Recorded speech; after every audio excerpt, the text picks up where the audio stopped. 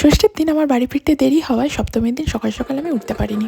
তো আমি যখন রেডি হয়ে মণ্ডপে যাই তখন দেখি অলরেডি কলাবউকে নিয়ে স্নান করাতে চলে গিয়েছে এবং ওখানকার কাকিমা বৌদি যারা ছিল তারা কলাবউকে স্নান করাচ্ছিলেন।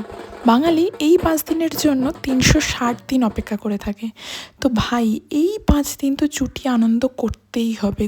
তো দেন কলাবউ স্নান করিয়ে আমাদের মণ্ডপে চলে আসা হয়। আবার এসে এখানে আমরা ঠাকুরকে মালা পরানো হচ্ছিলো, তো আমরা মালাগুলোকে সব একসাথে গিট বাঁধছিলাম।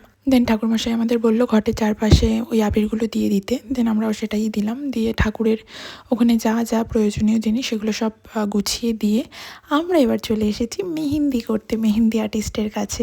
এই যে পুচকেটাকে দেখছেন এটা হলো আমাদের মিষ্টি বুড়ি, আর এই হলো আমাদের মেহেন্দি আর্টিস্ট, যিনি আমাদের সবার হাতে মেহেন্দি করে দিয়েছিলেন। মানে আমার হাতেও করেছিল, জাস্ট সেই ফুটেজটা আমার নেওয়া হয়নি। দেন পুজো কমপ্লিট হলো, আমি বাড়িতেও চলে আসি। আচ্ছা, আজকেও বেরিয়েছিলাম। আর হ্যাঁ, অনেকেরই মনে হতে পারে আমি সেম ড্রেস কেন পরেছি। ব্যাপারটা হলো এই 3 পিসটা ওনার খুব পছন্দের। তো আমি যেহেতু আগের দিন মায়ের সাথে বেরিয়েছিলাম যখন, তখন পরে ফেলেছি, তবুও তার কথা হলো এটা পরেই আজকে আমাকে বেরোতে হবে। তো যাই হোক, আমি ওটা পরেই আবার বেরোই। তো আমাদের আজকে যাওয়ার কথা ছিল ম্যাডক স্কোয়ারে।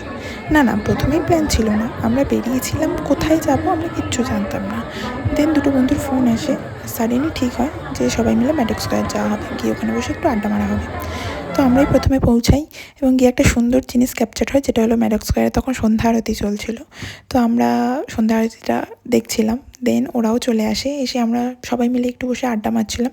সেই ক্লিপটা আর আমার নেওয়া হয়নি, তো আমি পরে কয়েকটা ফটো অ্যাড করে দিচ্ছি। আমাদের কেমন লাগছে অবশ্যই জানাবে। চলো টাটা।